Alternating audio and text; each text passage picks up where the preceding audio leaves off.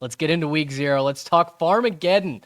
Iowa State, Kansas State in Ireland, the Aer Lingus Classic. Iowa State comes in 22nd ranked in the AP poll. Kansas State 17th ranked. Throw those rankings out. Nobody cares about them. They're not based on anything other than just made up numbers and projections at this point. It is Kansas State -3 as we head over to Potato Land. It is 11 a.m. in God's time zone on ESPN. Fellas, I'll just kick it over to you. First game of the year, first big storylines of the season is the first ranked matchup that we've had in week 0 since the year 2000. A little bit of history there, 25 years in between those matchups.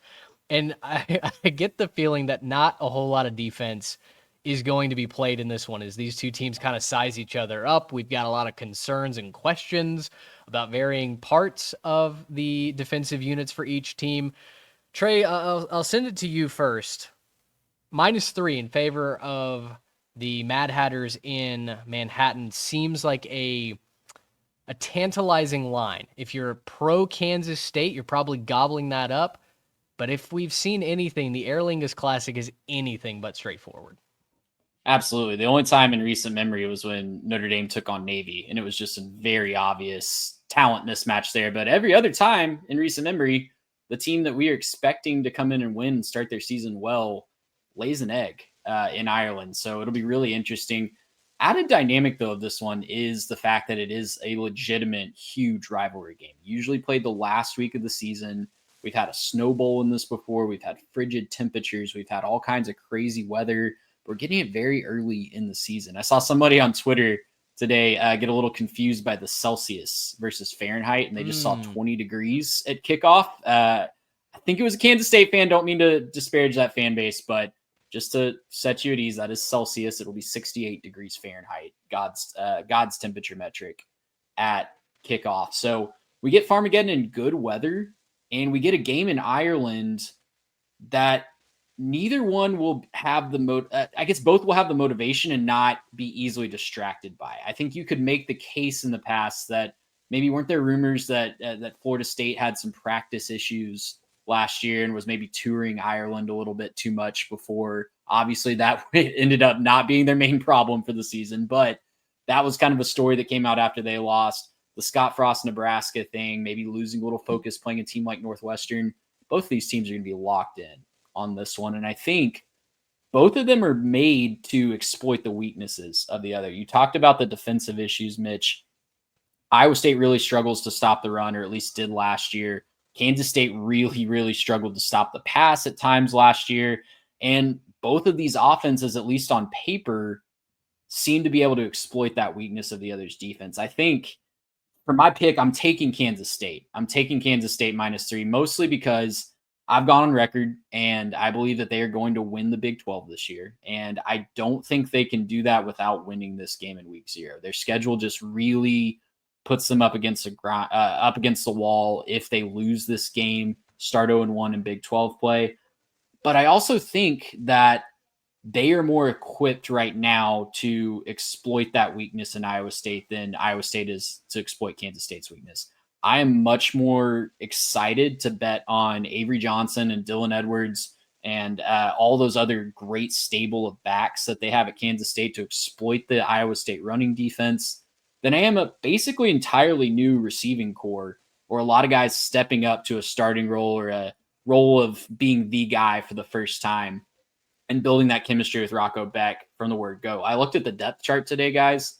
There's a lot of oars in the wide receiver section for Iowa State, and that has me concerned, especially after they lost a couple of 1,000-yard guys last year. So taking Kansas State, I think they can exploit the weakness of their counterpart on the other side of the ball a little bit better, a little bit more consistently from the word go than maybe Iowa State can. You see doubt and hesitation in the wide receiver room up in Ames. Garrett and I see a plethora of opportunity. We see next man up. Any guy whose name is called, they're going to get the job done. I like the dudes. To be clear, I like the dudes, and I think by the end of the year, they're going to have a great passing attack. I just don't know if the chemistry is going to be ready week 0. Sure. Garrett, you are taking the other side of the coin, and not just for the line. You're hot and bothered about the Cyclones in this one. Hot and bothered might be a tad bit of a stretch, but I definitely do favor the Clones here. Man, I went back and forth on this one all day. I listened to a whole bunch of previews, and there were moments I was like, "There's no way Kansas State blows this one," and then there were moments where I was sitting Rocco Becht Heisman moment. Right, it was back and forth all day, and then I kind of just settled on a couple of things. The first thing I'm going to be looking at here is going to be which quarterback can take advantage of the defense a little bit more. I think obviously when you're looking at these defenses, there's not going to be a whole lot of good out there. There's going to be moments, but I'm trying to think. Okay, both of these quarterbacks had great moments, but neither of them completed 60% of their passes last year. They're going to have to take some kind of a step, and they will have had to take a step over the offseason to put themselves in a better spot now to lead their team to victory, right? Who can be a little bit more efficient, not throw the ball away, find a guy when you need to, right? That's kind of the first thing I'm looking at. Second thing I'm looking at is with those defenses being kind of bad, which defense do I trust more to just limit the explosive plays, right? Take those 15-yard runs, get them to the ground, don't let it bust for 50, right? When you get a guy that wide open streaking across the middle of the field, he catches the ball and it could be a gain of 20, don't let that break for a touchdown, right? I'm just looking for who can stop those big plays. And right now, if you're asking me, do I believe in Iowa State's ability to find ways to plug the run? And again, I don't expect them to do it very well. Or do I trust, a secondary to come together last second to stop a guy like Rocco Becht? I'm going to lean slightly in favor of Iowa State in this one, and I trust Rocco Becht just a little bit more right now. I think he's a better quarterback overall. I think he has the higher upside right now. Not the runner, obviously, that Avery Johnson is, but I think the better passer. And I think I trust him to find the guys to, work his progressions and ultimately lead that one extra drive. I think it's going to come down to one of those like Big 12 classics where it's just last team to touch the ball wins. But I think that's going to end up being Iowa State. So I'm going to take the +3 and the win for Iowa State and start them off as a nice little redemption run, as they try to get back to Arlington. I'm with you on the shootout element of it as well. Iowa State's run defense last year was 110th in the country. They did not stop that at all. And they lost one of the big pieces in their interior, and Tyler Oyadim, who went down south to College Station. Kansas State struggled to stop the pass at times last year, very leaky in inopportune moments in the secondary, and they're having to replace all 5 starters. So, Trey, you kind of talked about it. I think both teams are equipped to exploit the defense early, maybe twist that knife into some questions that each team might have as they try and figure out their squads in competition when the bullets are flying.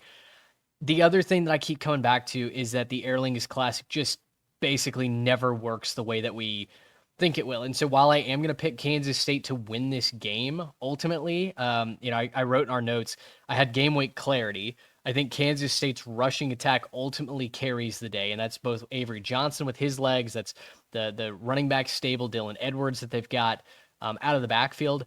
I do think that the Wildcats will come out victorious in this one, but boy, I think it's going to be by the skin of their teeth. I think it's going to be one of those games that's decided in the last 2 minutes. And so I'm going to lay the points. I'm going to take Iowa State plus the 3, but I will go ahead and say that Kansas State locks this one up. Very interesting to get a storyline this pivotal, this large, and this conference defining in week 0, let alone week 1. I mean, we're not even to week 1 where everybody's playing, where we have other data points. It's Kansas State, it's Iowa State on display. We're excited to hear from you guys, the Jimmies and the Joes as well, who you're picking to win over in Ireland. We'd love to hear from you.